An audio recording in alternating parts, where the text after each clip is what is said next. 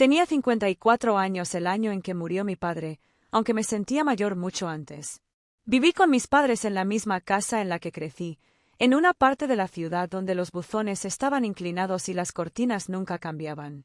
Mi hermana Amy vivía al otro lado del país, en Arizona. Tenía esposo, 3 hijos y un horario que siempre se le hacía imposible cuando mamá le preguntaba si podía ir a visitarla. Yo me quedé. No me casé, no tuve hijos. Tuve a Peter una vez, un hombre tranquilo, de manos suaves y con un plan para Colorado. Pero le pedí que esperara cuando papá enfermó. Esperó un año. Yo esperé demasiado. Se casó con una maestra de mirada cálida. Le envié una tarjeta. Solo 3 palabras. Felicidades. De verdad. Linda, eso fue hace 2 décadas. A mí me llamaba la hermosa cada vez que volvía a casa, lo que ocurría cada 3 o 4 años, generalmente con algunos productos horneados aptos para alérgicos y un desfase horario demasiado delicado para poder ir a la tienda de comestibles. Mamá me llamaba la devota.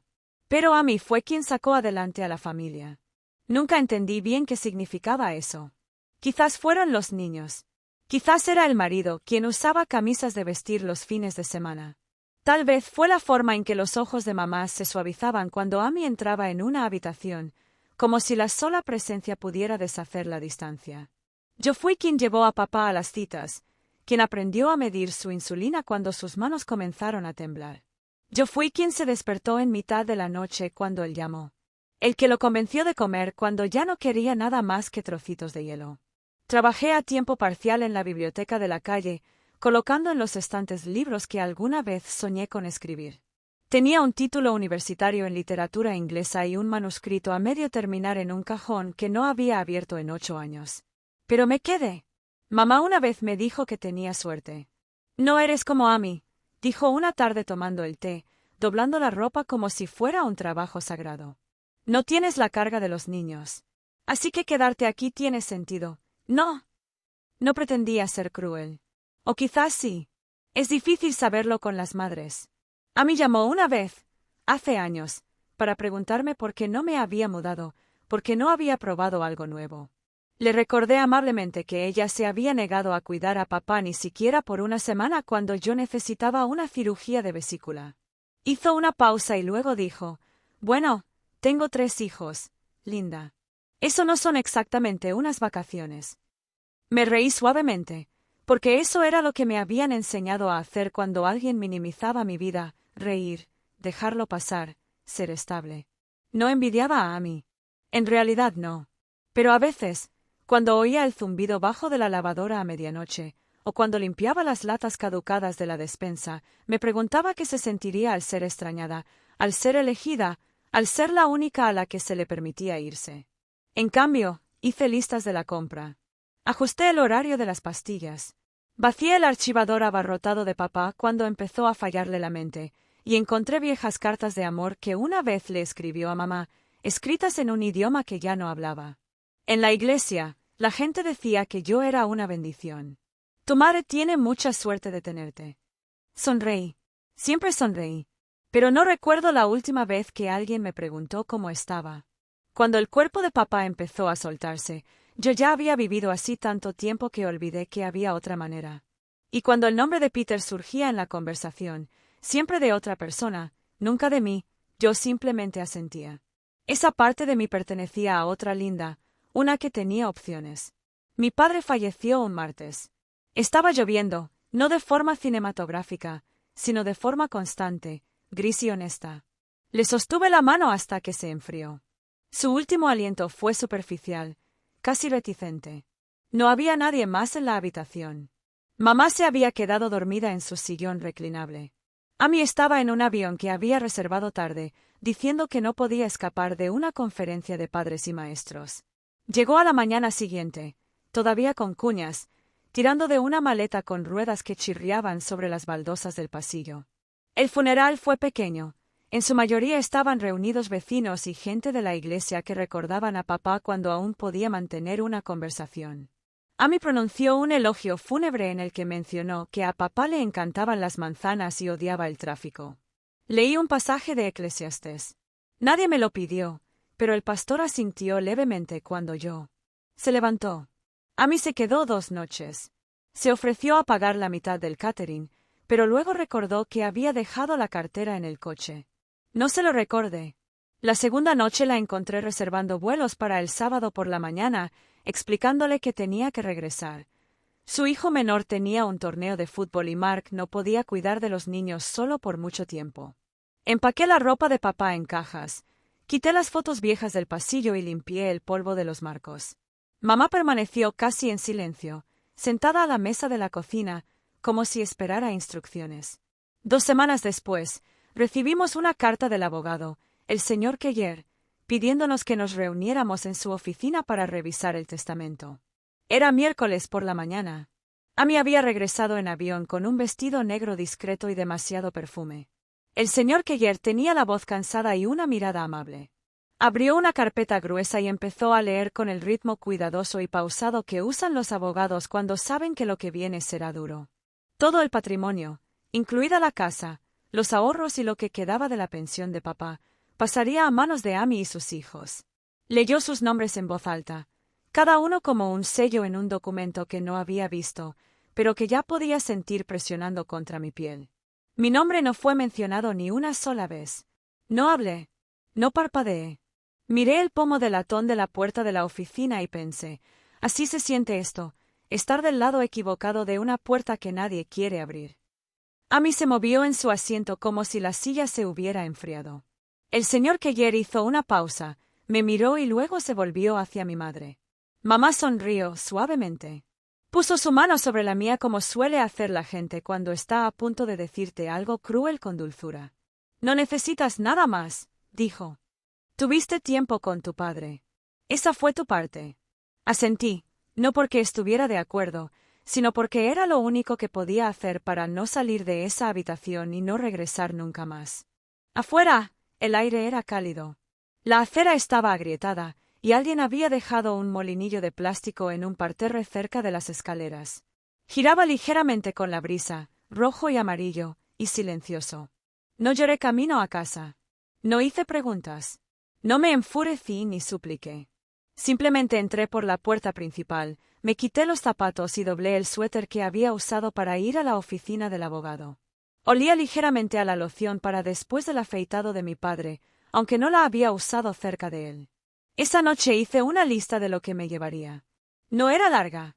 Por la mañana ya había empacado una sola maleta, una caja de cartón y el pañuelo que me regaló papá cuando tenía 16 años. Tenía mi nombre bordado en una esquina, LINDA, con hilo azul descolorido. Me lo dio después de que recité de memoria un poema completo de Emily Dickinson en un evento juvenil de la iglesia. Para tu voz, había dicho, cuando se pone demasiado llena. Dejé una nota en la mesa de la cocina. Mamá, me voy a Oregón. Te avisaré cuando me instale. Nunca lo hice. Encontré un pueblo del que nadie había oído hablar y una habitación encima de una librería con una ventana que daba al oeste. El casero fue amable. El suelo crujió. La cama era firme. Conseguí trabajo en la biblioteca pública. Nada del otro mundo. Simplemente ordenar libros, responder preguntas sobre atascos de impresora y ayudar a los niños a encontrar la sección de dinosaurios. Nadie allí conocía mi historia. Solo era Linda. No la hija de nadie, ni la decepción de nadie, ni la mujer que se quedó demasiado tiempo en la casa equivocada. No me llevé mucho. Ni reliquias familiares ni cuadros enmarcados. Pero guardé el pañuelo en el cajón superior de la mesita de noche. Algunas noches lo desdoblaba solo para recordarme que alguna vez algo estuvo destinado para mí. Cenaba solo casi todas las noches. Encontraba paz en el suave zumbido de una tetera, el roce de los lomos de los libros de bolsillo, el sonido de mis propios pasos que nadie seguía. Cuando la gente me preguntaba si tenía familia, decía, no cerca y cambiaba de tema. No me sentí amargado.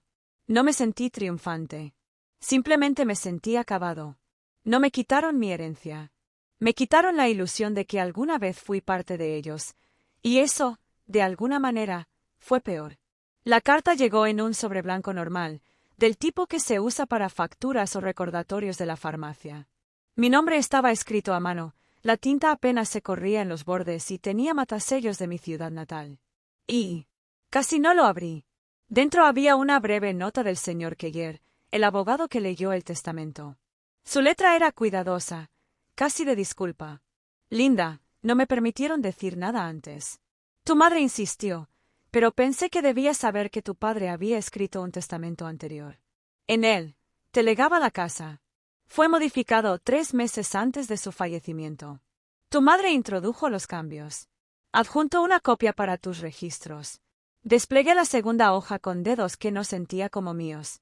Era una copia escaneada, no el original, pero conocía la firma.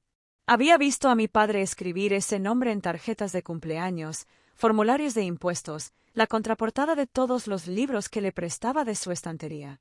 El testamento estaba fechado poco más de un año antes de su muerte.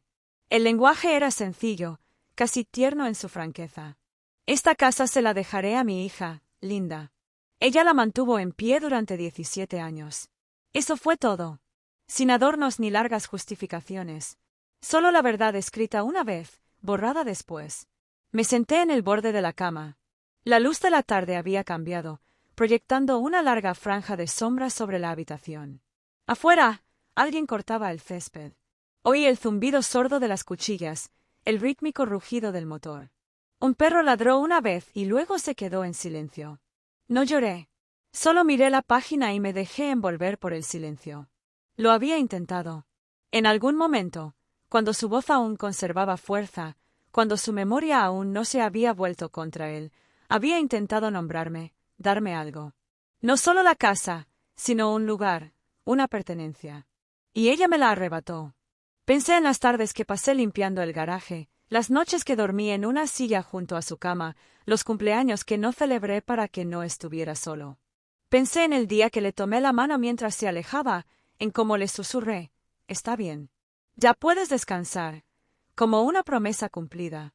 Lo había visto todo lo suficiente como para escribir esa frase. Pero al final, no era su letra lo que importaba. Doblé los papeles de nuevo dentro del sobre y los coloqué en el cajón con el pañuelo. No necesitaba la casa, pero necesitaba saberlo. No lo había imaginado en absoluto. Y ahora, lo sabía. Tenía 28 años cuando recibí la carta de la beca. Venía en un sobre color crema, de papel grueso, con letras doradas en una esquina, Colia, beca completa, maestría en literatura. Recuerdo sostenerlo con ambas manos como si fuera a desaparecer si parpadeaba demasiado. No corrí a contárselo a nadie. Simplemente me quedé en el pasillo, leyéndolo una y otra vez, con el corazón latiéndome con fuerza. Por un momento, vi una vida diferente, vagones de metro de piedra rojiza repletos de nieve, olor a tinta y libros viejos. Esa noche, después de cenar, llevé la carta a la cocina. Mamá estaba lavando platos. Papá ya estaba dormido en su silla. Lo puse sobre la mesa con cuidado, como si mereciera reverencia. Ella ni siquiera levantó la mirada. «¿Qué es eso?», preguntó mientras el agua corría. Entré. Dije. «Colia. Ofrecen una beca completa». Cerró el grifo y se secó las manos lentamente. Luego cogió el sobre, lo miró y dijo, «¿En Nueva York?». Asentí. Hubo una larga pausa. Podía oír el zumbido del refrigerador. La luz de la cocina vibraba. Ella suspiró. «Linda», dijo, casi con amabilidad, «si te vas, ¿quién cuidará de tu padre?». «Yo, ya sabes, a mí no puedo. Tiene a los niños. Mark trabaja todo el tiempo. La necesitan». Me quedé allí agarrado al respaldo de una silla. Mi voz salió débil. Pensé que tal vez por 1 año o 2. Ella me miró, y luego realmente me miró. «Tu hermana tiene familia», dijo. «Tú no». Dobló la carta por la mitad, luego otra vez, y otra vez hasta que formó un pequeño cuadrado en su palma. No lo rompió, todavía no. Simplemente lo sostuvo como algo que debía manipularse con cuidado antes de desecharlo. Fui a mi habitación. A la mañana siguiente, la carta había desaparecido. Nunca pregunté a dónde había ido. Años después, cuando intenté recordar palabra por palabra lo que decía la carta, no pude. Solo recordaba la sensación, como estar al borde de algo inmenso y hermoso y que me dijeran que no tenía permiso para saltar. Habían pasado casi 8 meses de silencio cuando Amy volvió a llamar. El número apareció en mi pantalla mientras ordenaba una nueva pila de novelas de misterio con letra grande en la biblioteca. Lo dejé sonar hasta que se detuvo. El buzón de voz llegó unos minutos después. Su voz era más débil de lo que recordaba. Linda, soy mamá. No está bien. No sé cuánto tiempo más. Llámame, por favor. No lo hice. 2 días después, volvió a llamar. Esta vez, contesté. A mí no dijo hola. Solo respiró un momento y luego dijo, se le olvidan las personas, las caras, los nombres. No para de preguntar por ti. No hablé. Ella no recuerda a su propia nieta, añadió a mí. Pero ella te recuerda. A veces te llama a mí, pero sobre todo pregunta, ¿dónde está Linda? Y luego llora. Hubo una pausa. Mi hija ya no se acerca a ella. Mark dice que deberíamos considerar un centro de rehabilitación, pero se le quebró la voz. No sé qué hacer. Cerré los ojos. Podía imaginarme la cocina de mi casa, el papel tapiz amarillento, el reloj haciendo tic-tac sobre el fregadero, el eco de una mujer que una vez rompió un sueño por la mitad como si fuera una servilleta. Ella le dio su amor a otra persona. Dije, en voz baja pero firme, no me llames más, Linda. Pero ya había colgado. Al día siguiente, recibí un mensaje de un número que no reconocí. Era de un antiguo cuidador que había ayudado a mi padre años atrás.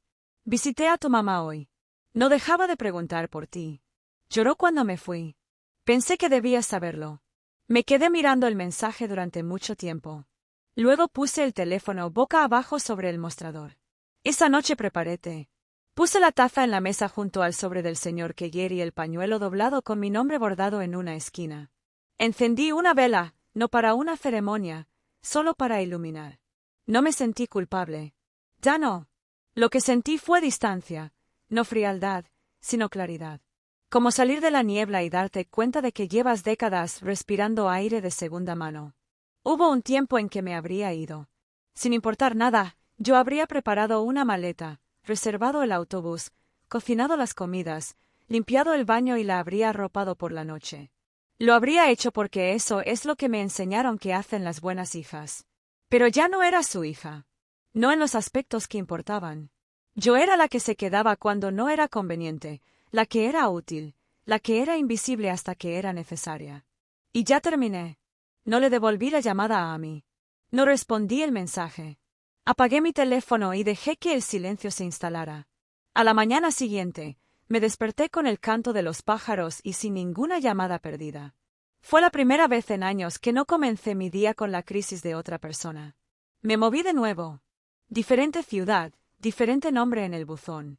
Encontré un apartamento encima de una floristería, esta vez pequeño, con techos inclinados y vista al río.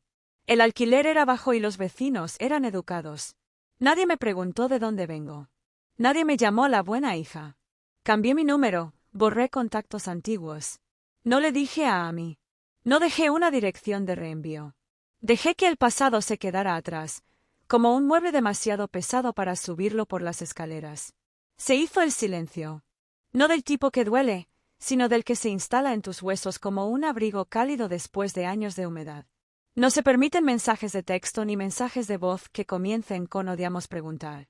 No hay invitaciones formuladas como obligaciones. Yo seguía yendo a trabajar y seguía preparándote por las tardes. Compré una planta para el alféizar de la ventana, un helecho. Comenzó a morir en la primera semana, pero lo regué de todos modos. Ambos estábamos aprendiendo a vivir en nuevas condiciones. Una noche colgué la foto de mi padre en la pared. Solo una.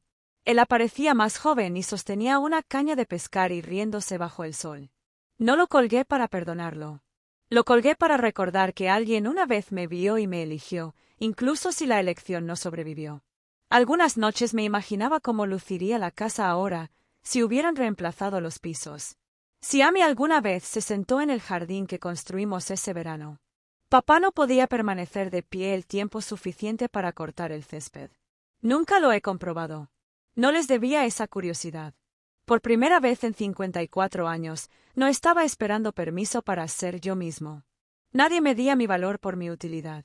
Dejé de disculparme por no estar disponible. Dejé de pensar que el amor se ganaba renunciando a todo. Todavía tenía el pañuelo, todavía lo guardaba en el cajón al lado de mi cama. Pero ya no necesitaba desplegarlo para sentirme conocido. Ya no necesitaba aferrarme a las pruebas. Habían reescrito el testamento. Me habían sacado de la historia. Así que escribí el mío y elegí cómo terminaba. En paz, en tranquilidad, en un espacio enteramente mío. No porque gané, sino porque me fui antes de que pudieran escribir el final para mí.